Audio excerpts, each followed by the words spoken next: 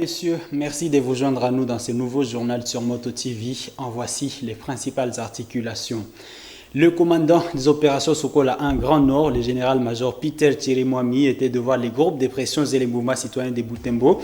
Cet échange qui a eu lieu dans la grande salle de l'hôtel de ville avait pour objectif de renforcer la collaboration entre les civils et les forces armées engagées dans la traque contre les ADF. La journée mondiale des toilettes a été célébrée ce jeudi 19 novembre. À Butembo, l'ONG Merci Corps a réuni les membres des cellules d'animation culturelle CAC ainsi que les conducteurs des mototaxis. Objectif, attirer leur attention sur les conséquences de l'absence de l'hygiène des toilettes et le changement climatique. Tout pour les sommaires. Mesdames, Messieurs, bienvenue.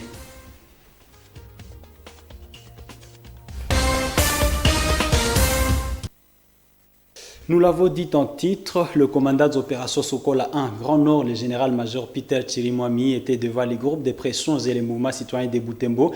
C'était dans la grande salle de la mairie, ce jeudi 19 novembre 2020.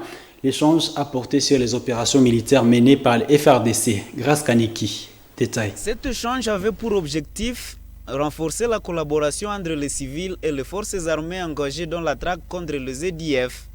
Le lieutenant Anthony Mwalushaï, porte-parole des opérations Sokola 1 Grand Nord, explique que le commandant des opérations est venu éclairer et récolter des avis des couches sociales en vue de ramener la sécurité dans la région du Grand Nord. Il faut retenir qu'avec les groupes de pression, nous avons échangé sur la question sécuritaire. Vous savez que depuis que le commandant secteur Sokola 1 a pris ses fonctions, c'est la première fois qu'il vient à Butembo en tant que commandant secteur opérationnel. C'est mieux d'échanger avec la population, en commençant évidemment avec la jeunesse qui constitue, n'est-ce pas, une force pour la République démocratique du Congo. Et ça qui a été fait, nous avons échangé avec la jeunesse et c'était un échange sans tabou et toutes les questions de l'air qui préoccupent, n'est-ce pas, les jeunes sur la sécurité ont été posées et ils ont eu quand même des réponses au lieu de naviguer à vue. Shafi Moussitou, membre de la Véranda Mutsanka et participant à cet échange, exprime sa satisfaction face à la visite du commandant des opérations. Il dit avoir fourni des recommandations afin que les opérations contre les EDF ainsi que les groupes armés locaux réussissent. L'échange était très capital parce qu'on avait toujours des spéculations, des intox, des rumeurs dans nos têtes parce qu'on n'avait pas des informations fiables. Et comme nous avions eu quand même une personne source, le général lui-même s'est disponibilisé pour venir nous parler. Échanger avec la jeunesse bibolaise, c'est quelque chose que nous apprécions et que nous encourageons. Puis ce qui nous motive encore, c'est d'encourager le général avec ces échanges pour récolter plus les informations et même s'il y a des orientations, s'il y a même ce que nous pouvons donner comme recommandation et que le général peut encore s'appuyer sur ça pour l'efficacité de notre armée. C'est le premier déplacement du général-major Peter Chirimwami depuis sa nomination à la tête des opérations Sokola 1 Grand Nord. Ce même jeudi, dans la soirée, il a eu un entretien avec l'évêque du diocèse catholique de Butembo Beni. Son agenda prévoit des consultations avec d'autres couches sociales locales. Un grand éboulement de terre s'est produit le matin de ce jeudi 19 novembre 2020 au quartier Nguéri, en cellule Vutundu dans la commune de Kimemi. Plusieurs dégâts matériels sont enregistrés à ces lieux, notamment une dizaine de maisons emportées. Les habitants de cette contrée sollicitent de l'aide auprès des autorités urbaines. Isabelle Wangaimuka. L'éboulement de terre de ce jeudi a déraciné des plantes, des haricots et des arbres. Il a également emporté des maisons. Aucun dégât humain, précisent des témoins. Mumbere Moussondoléa Patrick habite ces lieux. Cet écoulement, ça date d'environ 4 à 5 ans comme ça. Tellement que c'était commencé depuis 2006 comme ça. Et 2016. Alors, on était arrivé à un moment où on avait constaté qu'il y a déjà une stabilité, mais voilà que ça nous a surpris de nouveau jusqu'à ce que l'écoulement commence à arriver presque à Sur la route à 25 mètres par exemple. Voilà, nous aussi nous sommes en train de déplorer ces cas vraiment. Kavuo Waiheria demande aux autorités urbaines de leur venir en aide. Qu'elles nous viennent en aide. Nous passons nuit à la belle étoile. Plus de 10 habitations ont donc péri dans cet éboulement de terre. Une catastrophe naturelle qui est la deuxième à l'intervalle de 5 ans en ces mêmes endroits. Isabelle Wangaimuka, nous vous maintenons. Initialement prévu à septembre, c'est ce jeudi 19 novembre qu'a été célébrée la Journée internationale de la langue des signes à Butembo. Le but est de sensibiliser la population à la reconnaissance de la culture sourde et la langue des signes. À cette occasion, une marche a été organisée par les élèves sourds de l'Institut Notre-Dame de l'Assomption, ponctuée par les dépôts d'un mémorandum à la mairie. L'on avoisine la mi-journée. Débute ici à l'Institut Notre-Dame de l'Assomption la manifestation de la communauté des sourds-muets à Butembo. Au rythme de la fanfare, les manifestants traversent certaines artères principales de la ville, direction l'hôtel de ville, où un mémorandum est lu devant les représentants de l'autorité urbaine. Nous venons ici pour déposer le mémorandum. Le sujet d'aujourd'hui, c'est l'acceptation des droits des personnes sourdes. Ce mémorandum a 10 piliers que nous donnons à la mairie. Nous avons des problèmes que le mairie peut-être peut nous aider à résoudre. Ce mémorandum va aider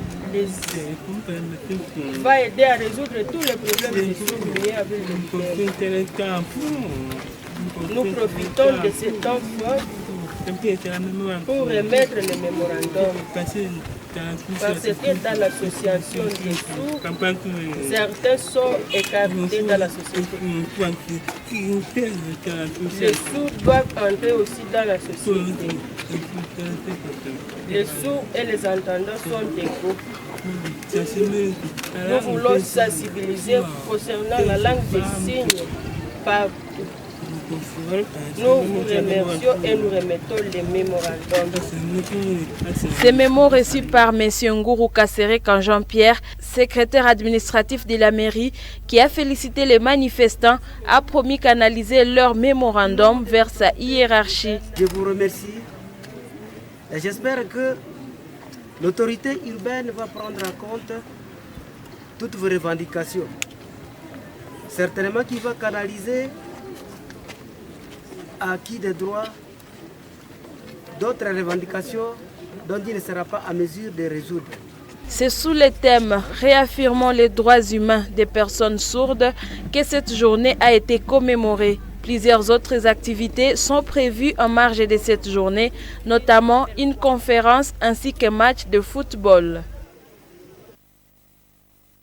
Des cellules d'animation communautaire CAC et les conducteurs de mototaxis de Butembo ont été sensibilisés sur la problématique de l'utilisation des toilettes. C'était à l'occasion de la Journée mondiale des toilettes célébrée ce jeudi 19 novembre. L'ONG Merci Corps, qui a organisé cette activité, dit vouloir prévenir la population des conséquences du manque des toilettes. Reportage.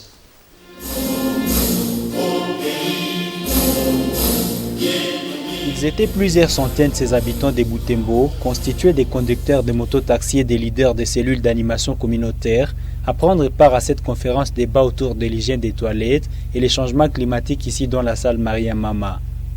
Des participants se sont réjouis de la thématique. Meshak Madirisha et Olive Masika, deux des participants, ont promis se conformer à la norme.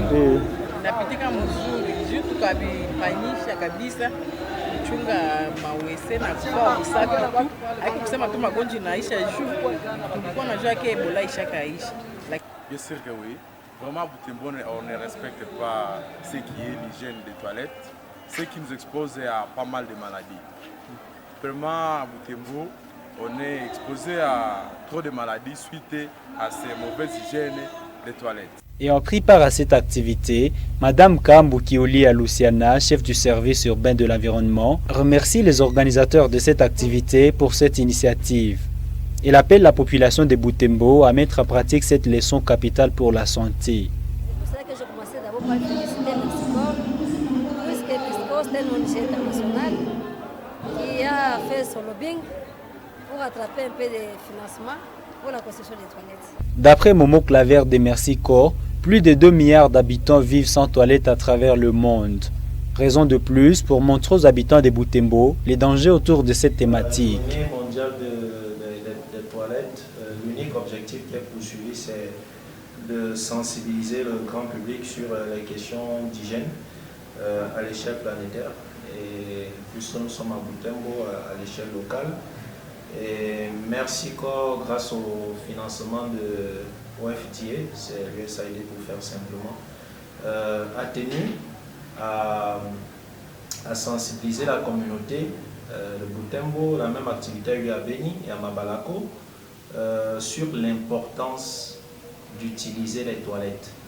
C'est d'abord ça, l'importance d'utiliser les toilettes. On connaît la problématique en matière d'accès aux toilettes au niveau mondial parce qu'on estime à 2,4 milliards d'individus qui n'ont pas de toilettes dans le monde entier. Et vous connaissez les conséquences. Quand on n'a pas de toilettes, la défécation en plein air, les conséquences en matière de santé publique sont énormes. Donc c'est un enjeu majeur. Et parlant de maladies à potentiel épidémique, on ne peut pas faire la prévention sans saisir l'opportunité d'une telle journée pour sensibiliser les communautés. C'était surtout ça l'intérêt. Cette conférence est intervenue après une caravane motorisée sur les artères principales et certains points chauds de la ville, dont les marchés.